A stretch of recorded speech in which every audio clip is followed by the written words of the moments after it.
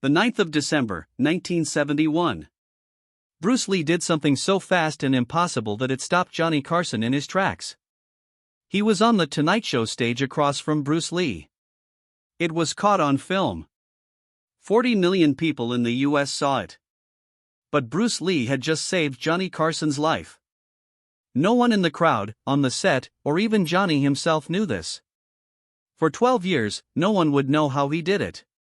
What you're about to see is more than just a story about a famous martial artist and the late-night TV star. It's about the moment when two guys from very different backgrounds found out they had something in common that was so rare and important that it would change their lives forever.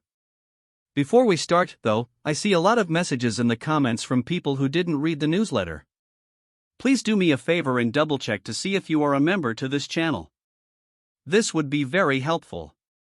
It's easy. Anyone who watches this show often can do something free to help us keep things going the way they are. Please make sure you've subscribed again, and thank you so much. In a weird way, you're a part of our past, and I appreciate you being a part of this journey with us. That's when Johnny Carson had no idea that he was sitting 3 feet away from someone who could see death coming. Bruce Lee saw something scary in Johnny's body language that made him narrow his eyes. Johnny's left hand shook a little, his fingernails turned a little different color, and his breath would stop for a moment between words. Signs that most people would miss. Bruce Lee, who had spent his whole life studying the body, saw these signs right away as warnings of impending disaster. That Thursday night, the Tonight Show studio was exciting. Stage lights were flashing all over Studio One at NBC Burbank. The 320 people in the crowd were very excited. Bruce Lee, who was only 31 years old, was about to go on his second episode of America's Most Watched TV show. When he first showed up 6 months before, it caused a big stir. People wrote letters to NBC pleading to see more of this mesmerizing martial artist who could move like lightning and talk like an old philosopher. It was 1971, and Johnny Carson was at the top of his game. After 9 years as host of The Tonight Show, he was more than just a TV host. He was America's friend and the voice that put the country to sleep every night. Presidents tried to get his support. A lot of movie stars begged him to take their time. It only takes one joke from Johnny Carson to make or break a career. But Johnny Carson was keeping something from his millions of fans that would have shocked them. He was known for his famous smile and quick-witted jokes. He had no idea that he was going to die yet. Everything would start with what happened backstage 40 minutes before Bruce Lee walked on stage. For the interview, Johnny was going over his note cards in his changing room. Before the show, Ed McMahon always checks in, and he had just left. The door was shut. Johnny thought he was by himself. Then he felt a sharp pain in his chest. Not really bad pain that makes you want to call for help. That was just enough to make Johnny stop, put his hand on his chest, and take a deep breath. It hurt for about 10 seconds and then went away. Johnny shook his head and said it was because he drank 3 cups of coffee that afternoon. He then turned back to his note cards. The pain hit him right as someone walked by in the hallway outside his changing room. He had no idea. Someone whose training had taught him to pick up on changes in energy, or chi, in other people from across the room. After stopping to look, someone stood at Johnny's door for a minute with a worried look on their face. Bruce Lee, the best treat is still to come. Bruce Lee was about to do something on national TV that would break all the rules of TV manners, shock Johnny Carson into quiet, and start a friendship that would save Johnny's life in ways that neither man could have imagined. It started at 11:30 p.m. Eastern Time, just as planned. That night, Johnny's speech was very sharp. Political jokes about Nixon, thoughts on Christmas shopping, and the crowd going crazy. Johnny was living his dream life. He had that right mix of charm and bite that had made him famous. Johnny stood up and stretched his shoulders during the ad break before Bruce Lee came on. There was no more chest pain. He was fine. In a whisper, Ed McMahon said that Bruce Lee was the real deal and that the man could really do everything he said he could. Johnny smiled, fixed his tie, and got ready to greet his guest. Ed's voice was heard all over the room. Thank you very much. This is Bruce Lee, the star of The Green Hornet. The crowd exploded. Bruce came out from behind the curtain in a simple black suit. He moved with his signature fluid ease, which made it look like he was gliding instead of walking. His smile was real and warm. He showed respect by shaking Johnny's hand with both hands, which Johnny liked right away. They sat down in their chairs. The interview went off without a hitch. Johnny asked what martial arts were. Bruce showed how to do some simple moves. The crowd was enthralled. There was no problem at all. Then it took place. Johnny was on a quest. When Bruce's face quickly changed, there was something funny about how he stayed in such great shape. Without warning or an explanation, Bruce Lee got up from his chair and spoke 5 words that silenced the whole room. His smile disappeared, and he looked straight at Johnny with laser-like focus. "Stand up, Mr. Carson." The video recorders were still going. 40 million people in the US watched.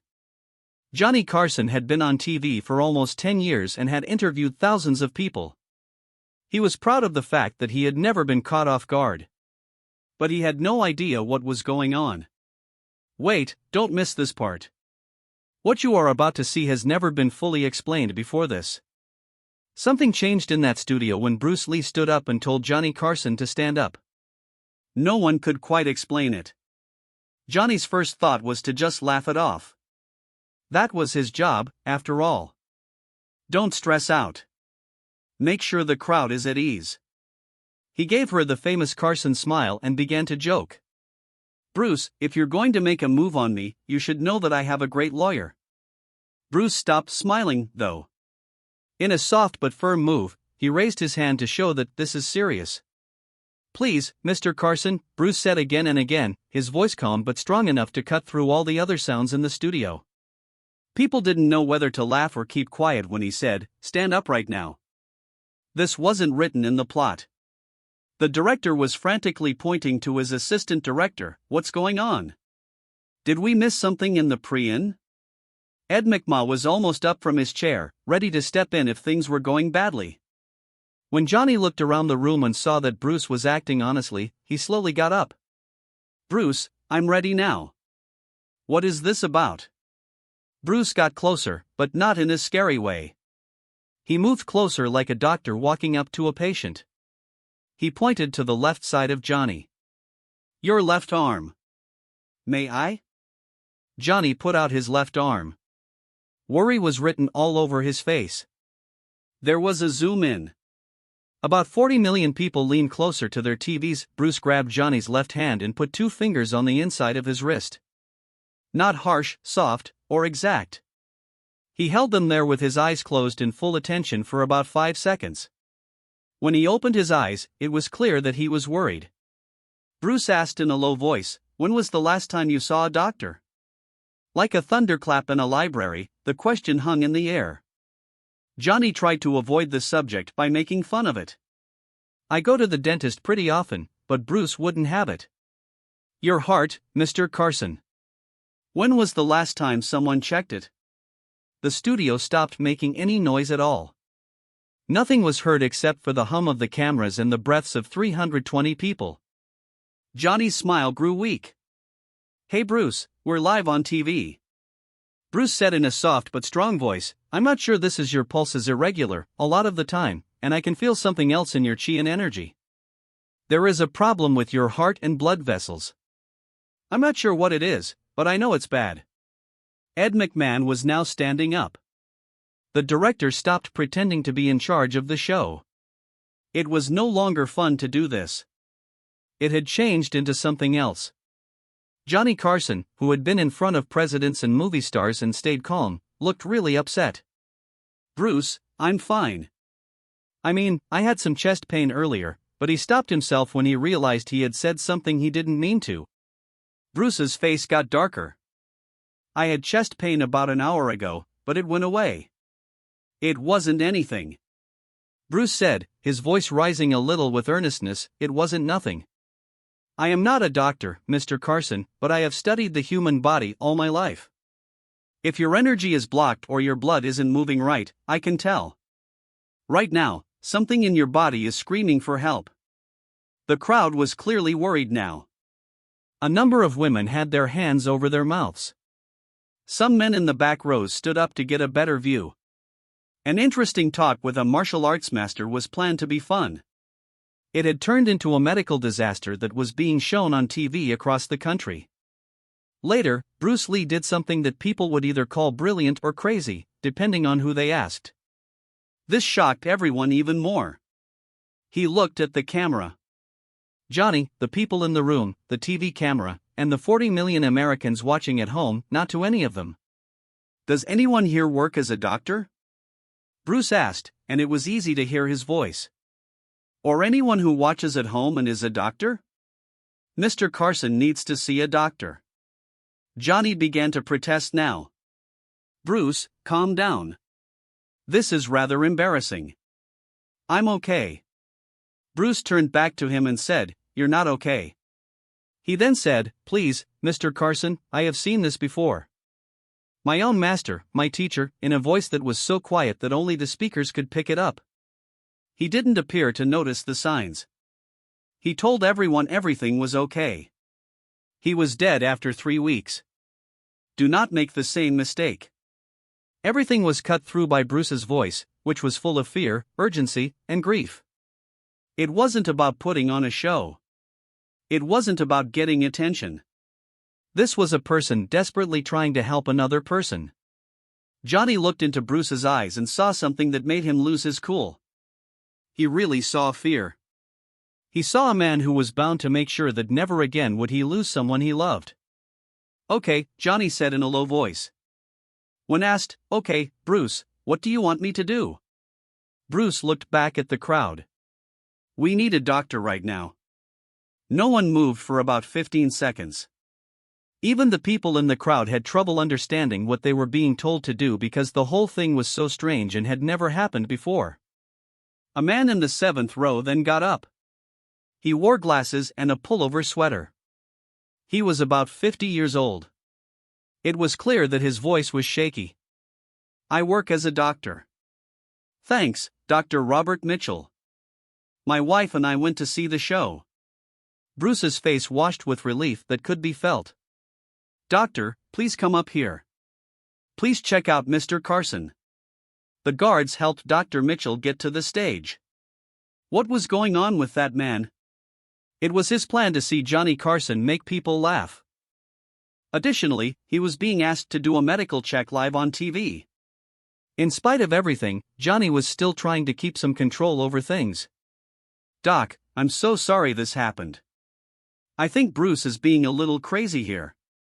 Dr. Mitchell had already taken Johnny's wrist and checked his pulse, just like Bruce had. Almost right away, his face changed. The relaxed amusement went away and was replaced by professional worry. Mr. Carson, the doctor said slowly.